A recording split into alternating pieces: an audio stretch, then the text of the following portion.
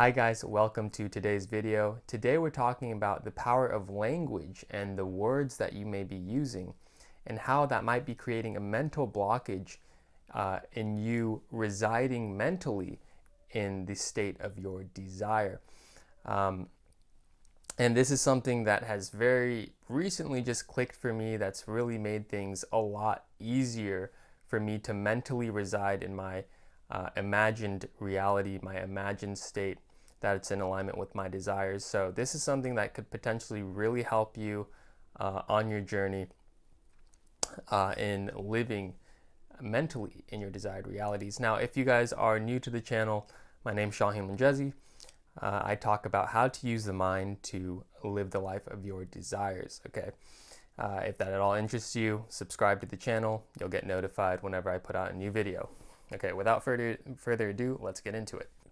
The first time I really came across metaphysics and this whole concept of manifestation was when I watched the movie The Secret.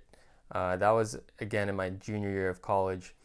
So I watched this movie, The Secret, and in The Secret, they talk about how your thoughts create your reality, and how that you attract what you think about most often. Okay. And, I kind of took that concept and I started experiencing a lot of troubles. What a lot of people who watch the movie The Secret kind of, the traps they kind of fall into. And the first one is that, a lot of people believe that what they are manifesting or attracting is separate to them. And that's really the main problem I have with using the word attracting. Because when you actually really dig into what's happening when you're manifesting, you have to see the whole model, the whole picture. And what's actually happening is that all of creation is already complete. Okay, and what every man, every woman, every human being on this planet is pure potential. It's their pure consciousness. So every reality that can possibly exist already exists within every person, within every human being, within you who are watching this, within you right now. Every reality that you could possibly imagine already exists inside of you in the form of pure potential. Now, what we're doing when we're manifesting is we're not actually attracting anything. We're just becoming aware of a certain reality. And it first begins in our imagination, in our minds, in the form of images. So that's the starting point for becoming aware of reality. And the sort of imagery or the analogy that I like to use is that desired reality is surfacing into your awareness, right? So one analogy I use is, I'm a musician. So when I write music, I'm a singer, I'm a songwriter, and I produce music a lot. So what I'm doing when I'm producing music is I'm not actually creating anything. Usually when I start a song, it's because I hear something in my mind. Right, I'll hear something, I'll hear a melody, or I'll hear, a chord progression or something like that. So that's the first sort of awareness I have. That's the first sort of awareness that I have of that song, right? So I'm increasingly becoming more aware and more aware of the song until it forms into sort of a clear progression or a clear melody. And then I'll usually be moved to move onto an instrument, the guitar, the piano, whatever, the bass. And I'll transcribe what I hear onto the instrument.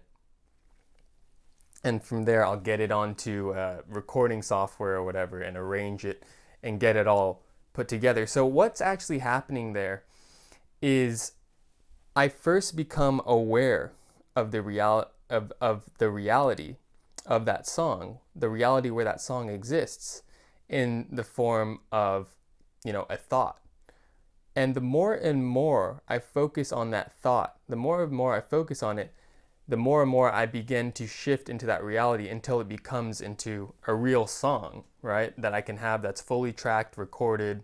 I bring session musicians on, or I collaborate with other people, and I have a full final product. And that's the end reality.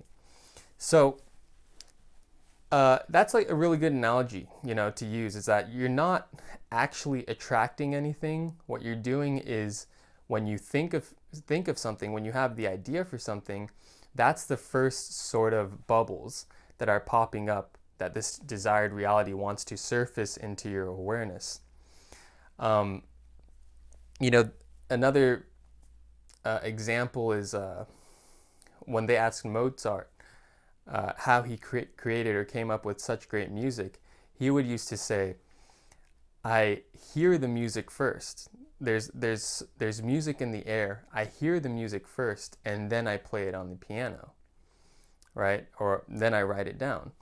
And the same thing, they asked Van Gogh, how he came up with such beautiful paintings. And he said something along the same lines. He said, I dream my painting first, and then I paint my dream.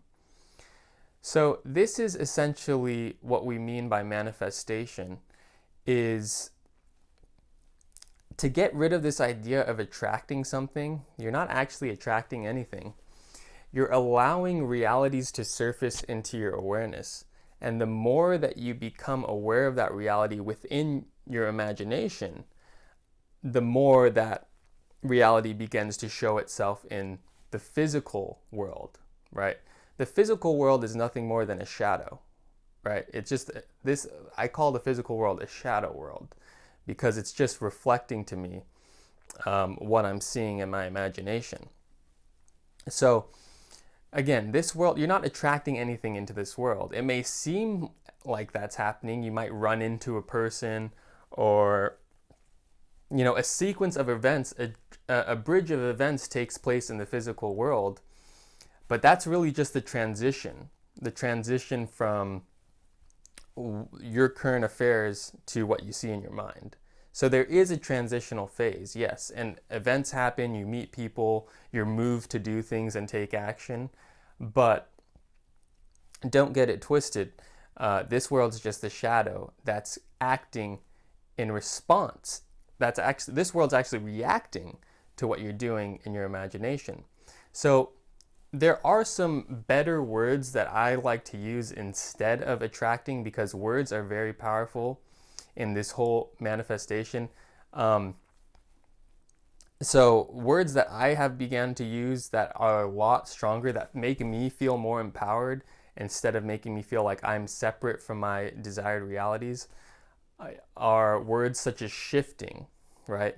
Shifting. I'm shifting into my desired reality, or I have shifted into my desired reality, and now the world is transitioning to the reality that I've shifted into. That's one way of looking at it. Another way of looking at it is I have become aware of my desired reality, right? And that first happens in your imagination. The third way of saying it is, my desired reality is surfacing into my awareness. So all of these phrases I like to use better than attracting. I don't really like using that word, attracting. If it works for you, then that's fine. But the main point here is you want to use language that really reflects what's going on. And that's the fact that every conceivable, possible reality already exists within you. Okay? And if you're truly manifesting, what you're doing is you're becoming aware of a reality within you already. Okay? So that's to say that there aren't any realities outside of you, okay, out there in the world, and you're attracting things to you. I've found that for me, I feel a lot more empowered, and I've noticed myself mentally being able to reside in my desired states when I look at it. I change how I look at this whole manifestation process. This is something that's created just a huge shift in my life, and I hope that this message, this video, can really help you along in your manifestation journey. Okay, guys, that's really all that I have for you today. Please, if there's any sort of topics that you want me to cover, let me know in the comment section. If you have any questions, leave them in the comment section down below. And if you even have some success stories, please feel free to share them in the comment section, because they can help and inspire a lot of other people. Okay, that's all I have for you guys today. And until next time, imagine wisely. See ya.